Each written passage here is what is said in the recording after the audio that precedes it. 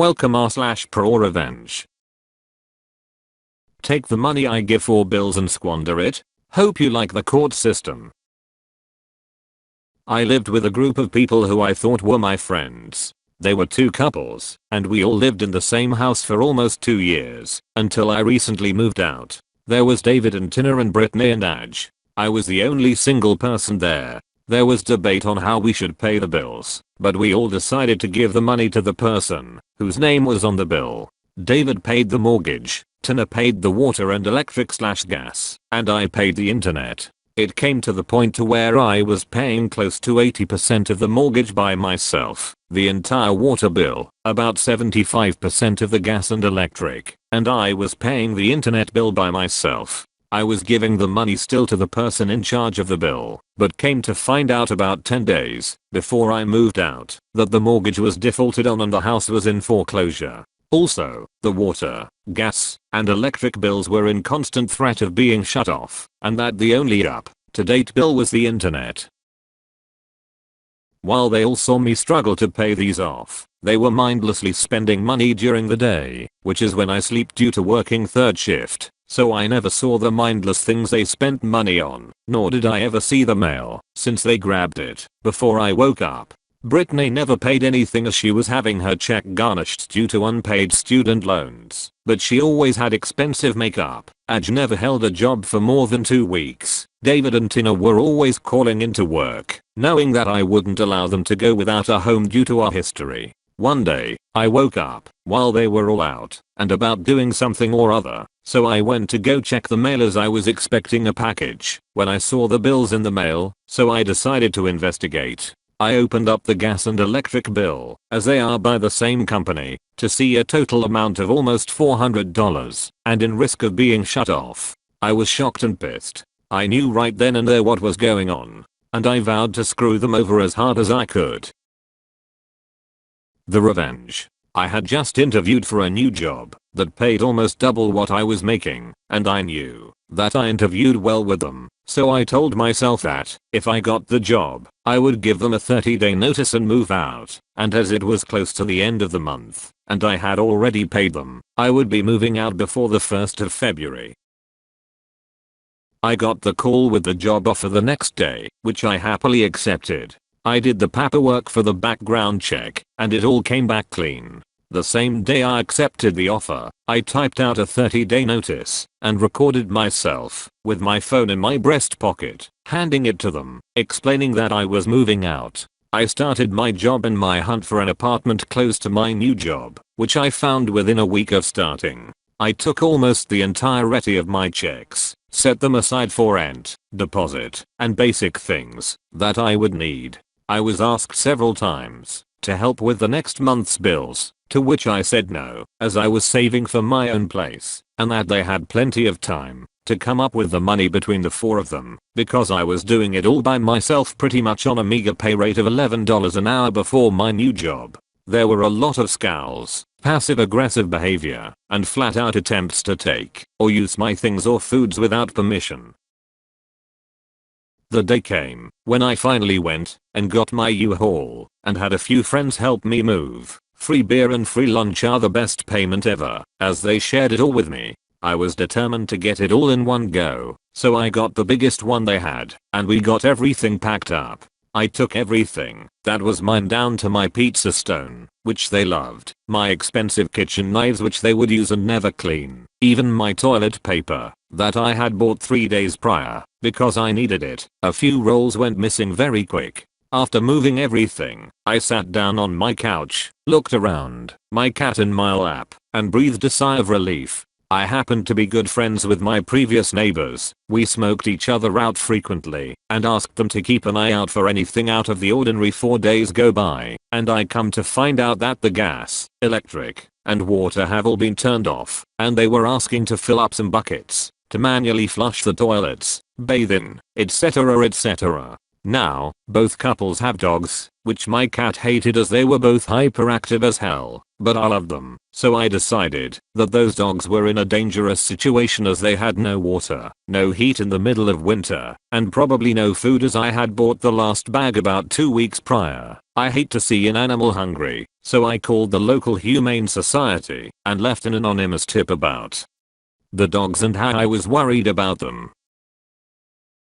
The next day, my neighbor, Todd, texted me telling me that the dogs were removed from the home, that my previous housemates were being charged with neglect, and because of the lack of utilities, that these were not civil, but criminal charges. This was enough for me to smile, but I wanted more. I knew that David was divorced and had a child. I also knew that he wasn't paying child support. I then contacted the local courts and made them aware of the flagrant non-support and that maybe they could help the agency looking for him. I provided the address that we lived at and that the home owner was the one who that was being looked for. From there, it came to light that he was almost $25,000 behind, which is a felony in the state where I live. He is now living with someone on their couch, as Tina left him. The house has been foreclosed on, and he has nothing to his name, while facing multiple criminal charges. Moral of the story: don't take advantage of a friend who knows all your dirty secrets. I agree that at some point they might end up in trouble. But when that would happen, and whether the consequences would be mild or huge, is another story. As example, one minor and disliked YouTube/Twitch personality overspends, lives beyond his means, has a ton of debt, refuses to work. But amazingly, he always gets away with it. And he is not some great scheming mastermind. I think if OP had not made the calls and informed people, they would only end up with debt, the bills they didn't pay, and possibly losing their homes. The dogs would have possibly suffered for a long time and died. Maybe no one would have found out that they were neglected/abused, and his roommates would not get any criminal charges. David would probably not have been found for dodging child support without OP's help and suggestion. And Tina would not have broken up with him. OP didn't take any chances and gave them the full load right away. I don't think I've ever heard a good roommate story. It's always someone screwing someone else over. I tried it once, and my experience wasn't any better. I roomed with a guy I went to HS with, and his girlfriend, who I worked with at the time. They had a house, and told me they had a spare bedroom. The girlfriend wouldn't move any of her stuff out of the room, so I had to live with this huge Beanie Baby collection. I only had a corner of a room. Then they expected me to pay half of their bills instead of a three-way split, clean up after them and their dogs, who were not trained, and went inside the house instead of outside multiple times a day, and they would yell at me if I didn't pull maid duties for them. On top of that, the girlfriend constantly tried to get me to sleep with her when her boyfriend was at work. When my husband left the USAF and we moved back to his hometown, we got an apartment with one of his friends. Paid our rent on time with the roommate's share always on time as well. Parted amicably when husband and I bought our own home to make room for our first child that was on the way. Not a very exciting story, which is probably why you don't hear those stories. The worst thing to happen was I passed the roommate's room on the way to the bathroom once, and his door wasn't completely closed, so I saw him masturbating. Total accident, and I pretended like it never happened. Still, not worthy of telling others about except as an example of why you don't hear about good roommates. Now, as a tenant in our home, later on, that's a different story, and is the reason we no longer speak to said friend. Yeah bro. Sometimes the way you can separate the real friends and friendses when some monetary issues happen. I can think of two people during college, right off the bat, that I thought were close friends for years until some issue with money came up, especially when you are more financially stable than them. Dude was my friend from day one of college. We were best friends, us and other guy, for years. This friend was always borrowing money, but he paid me back eventually. I knew he was not very fortunate enough to have parents that gave him money every week, and he had to work for the dollar sign in his pocket. So I would usually cover his share of a new bride W/friends, smoke him out often, cover the food every once in a while, etc. Just to make sure he was okay. I wasn't going to let my boy starve, and sharing the weed is just what I do. Then he got a girlfriend who he wanted to treat to all sorts of things, even when he had very little dollar sign. He then started racking up a debt with me that was like $300 for random things like weed, Ubers, and alcohol so he could have fun with his new GF. I told him to his face that what he was doing was wrong, and that I'm not a bank, and that I will not fund his GF's drugs alcohol. He told me he was sorry, and that he was going to work extra hours donate some plasma to pay my debt back. Then for the next couple weeks he started covering my share of Ubers, buying my meals for me, covering part of my alcohol, to reduce his debt with me. I thought I was finally getting through to him, and made him realize what he was doing. Turns out he stole my CC, and transferred money to his Venmo account, to pay me back for what he owes me with my own money. We have had each other's back for years and this guy resorting to stealing from the only dude keeping him from being broke all for just $300. Cut that child out of my life real quick. I don't miss that $500. 300 plus money stolen. 1 bit. Money well spent. 2. So 2 of my boys, one was my roommate, and I went to the bars one night, and after drinking we decided to walk back to our apartment, cause it would be more fun. We were being drunk dumbasses, and tried to steal a street sign, not a stop sign, cause it would be cool to put up in our apartment. The cops caught us right there lol. My roommate got away but me, and this friend got stuck with the cops. Long story short, those tickets were a $550 fine. I knew that this kid did not have $550 to just lose, and if he asked his parents for the dollar sign they would kill him. So I covered it, and he said he will pay me back.